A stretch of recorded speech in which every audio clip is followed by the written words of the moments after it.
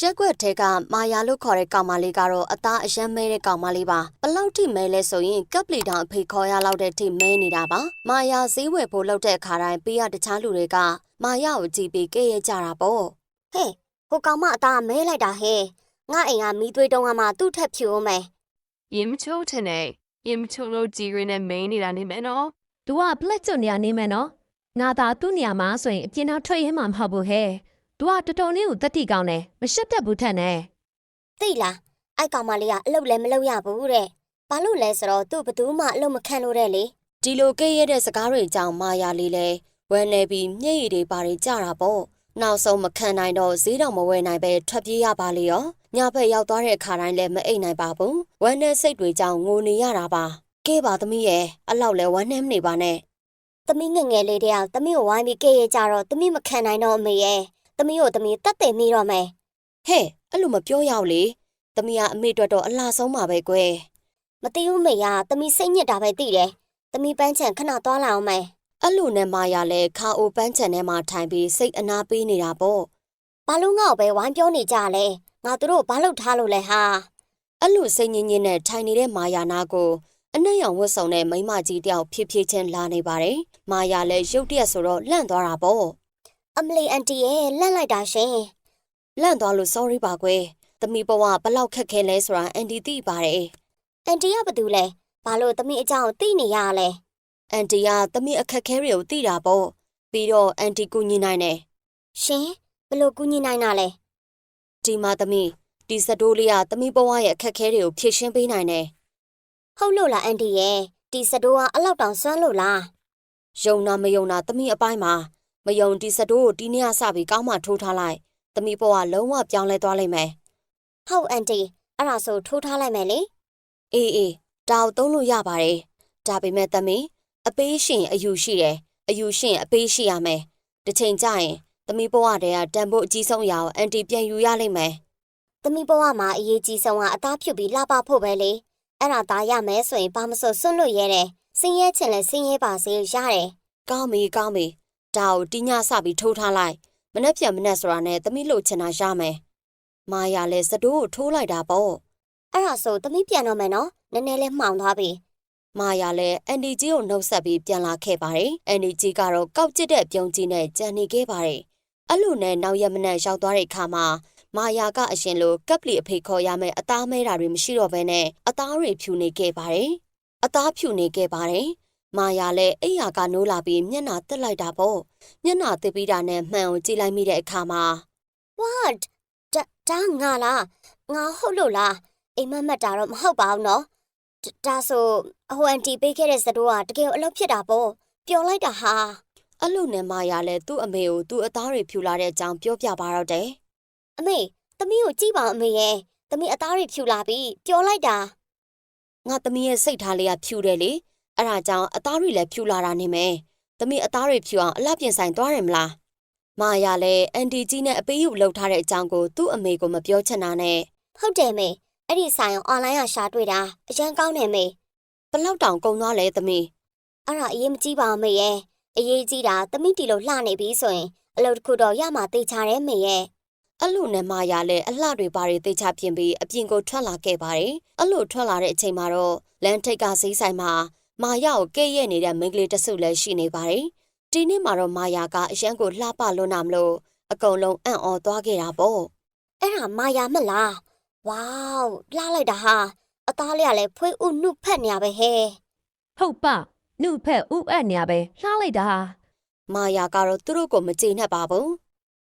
ခုမှငါ့ဝိုင်းကြည့်နေကြတယ်နင်တို့ငါတေအောင်ကြည့်မဆိုင်ဘူးတောက်ရှူးမတွေအဲ့လိုနဲ့မာယာလည်းဘသူ့ကိုမှမနှုတ်ဆက်တော့ပဲကိုလန်းကိုသွားပါတော့တယ်မာယာကအလှုပ်ရှာနေခဲ့တာပါညနေပဲရောက်တဲ့အခါမှာမာယာတယောက်ပျော်ပျော်ရွှင်ရွှင်နဲ့ပြန်လာခဲ့ပါတယ်အမေပမလဲအမေအခန်းထဲမှာသမီး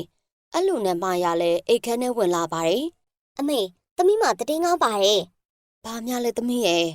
သမီးလေကုမ္ပဏီတစ်ခုမှကြော်ညာမော်တဲ့အလုပ်ရတယ်အမေရဲ့လစာလည်းကောင်းမယ်ဘောနပ်လည်းရမယ်အမေရဲ့ပျော်လိုက်တာဟုတ်လားသမီးဟုတ်တာပေါ့အမေရဲ့အမေရောမပြောဘူးလားဒါနဲ့အမေဘာဖြစ်နေရလဲအမေနေမကောင်းချင်တယ်လို့ဖြစ်နေတာသမီးရဲ့ဆေးတော့တောက်ထားတယ်ဟုတ်ပြီမေ ဒါဆိုညစာကိုသမီးချက်လိုက်မယ်နော်နောက်ရက်စတူဒီယိုခန်းထဲမှာတော့မာယာကအလှတက်ပုံတွေရှယ်ရိုက်နေရတာပေါ့မာယာကအသားကလည်းဖြူလှကလည်းလှဆိုတော့အလုပ်ကအရန်ကိုအဆင်ပြေသွားတာပါ ကောင်းတယ်မာယာအရန်ကောင်းတယ်ကွာဒါနဲ့မိတ်ကပ်တွေဘာတွေမာယာကိုတေချာလုပ်ပေးလိုက်နော် ဟုတ်ဆရာမမမာယာအတွက်သမီးကိုယ်တိုင်တာဝန်ယူထားပါတယ်ဆရာ မာယာအတွက်ဒီလောက်ကအခက်အခဲမရှိတော့ပါဘူး ဒီမှာမာယာအတွက် bonus ပေးတာပါတကယ်လို့နဲတယ်ဆိုရင် boss ကိုပြောနော် ဟဲဒီနေ့မှအလုပ်ဆင်းတာ bonus တန်းရတာလားဆရာ ဒါဘောကွာမာယာရဲ့အလှဆရာတို့ရဲ့ product ကိုရောင်းအားကောင်းလာစေမယ်ဆိုတာဆရာသိရလေပြီးတော့ product တွေရောင်းရတာနဲ့ဆရာမာယာပန်နဲ့ကိုတစ်ခါလေးလွဲထားပေးမယ် ဟုတ်ကျေးဇူးပါဆရာမာယာကတော့အလုပ်တရက်လေးစလုပ်တာတော့မှပတ်စံနေအများကြီးတခါလေးရသွားတာမလို့ရှယ်ပြောနေရပါအဲ့လိုနဲ့ညဘက်ကိုရောက်လာတဲ့အခါမှာ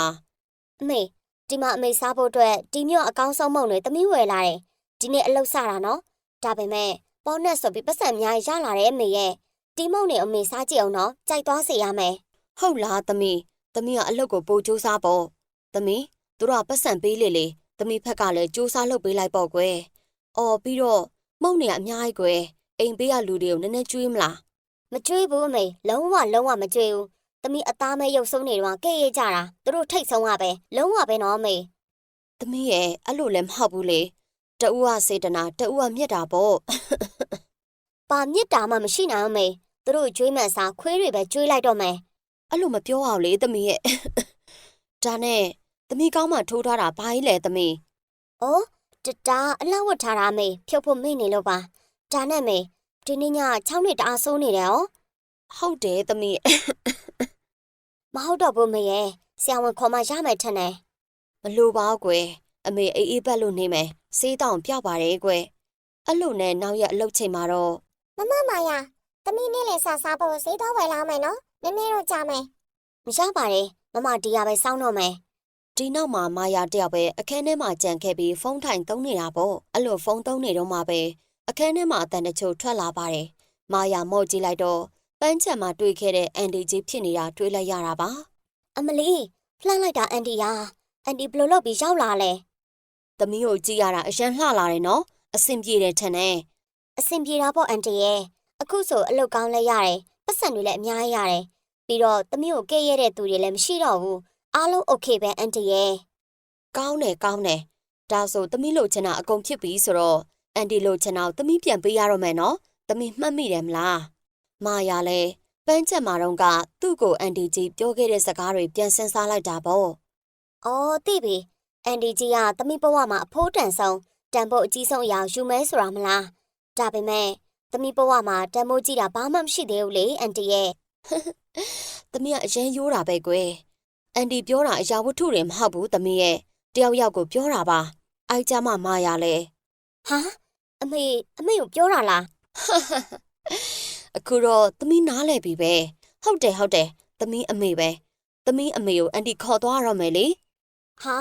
မဟုတ်ဘူးလေအန်တီ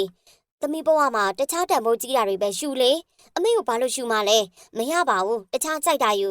အန်တီရဲ့အန်တီကြိုက်တာပြောလို့ရတယ်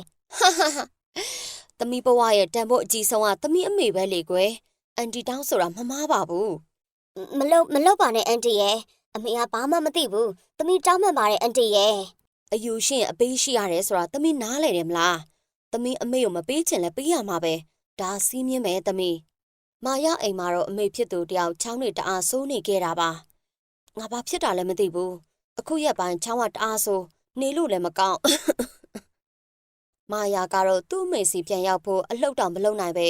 အလှုပ်ကနေချက်ချင်းကိုပြေးပြီးပြန်လာခဲ့တာပါမာယာသမီးပြန်လာပြီလား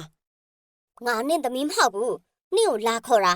နင့်သမီးကငါနဲ့အပေးယူလှုပ်ထားတယ်သူလို့ချင်အောင်ငါပေးပြီးပြီအခုငါလို့ချင်တာနင့်ကိုလာခေါ်တာပဲနင်ကဘာတူလဲငါနှက်ဆိုးရဲ့အလုပ်သမားပဲအခုနင့်ကိုငါခေါ်သွားရတော့မယ်ငါနဲ့လိုက်ခဲ့ရမယ်အာမလုံပါနဲ့ရှင်မာယာကတော့အိမ်ကိုအမြန်ဆုံးနီးနဲ့ဖက်နှက်ကြီးစီပြီးပြန်လာပါတော့တယ်ငါမြင်ပြေးမရမယ်မောနေလို့မဖြစ်ဘူးနောက်ကျသွားရင်ငါအမေတော့သွားပြီအဲ့လိုနဲ့အိမ်ကိုပြန်ရောက်လာတဲ့ခါမှာသူ့အမေကိုမတွေ့ရတော့ပါဘူးအမေသမီးပြန်ရောက်ပြီအမေအိမ်ထဲကအခန်းတိုင်းကိုတေချာလိုက်စစ်ပေမဲ့သူ့အမေကိုလုံးဝမတွေ့ရတော့တာပါသူ့အမေကိုနှက်ဆိုးအလုပ်သမားကခေါ်သွားပြီးဖြစ်ပါတယ်အဲ့ဒါအကြောင်းဘေးရမဆို အပေးအယူရှိတယ်ဆိုတာကိုမာယာတယောက်ကောင်းကောင်းသဘောပေါက်သွားခဲ့ပါတယ်။ဆာကူရာဇလန်းတွေကြိုက်တဲ့သူတွေက channel လေးကို subscribe လုပ်ထားပေးပါနော်။ဒီ channel မှာဆာကူရာဇလန်းကောင်းတွေအများကြီးကိုတင်ဆက်ပေးပါမယ်ရှင်။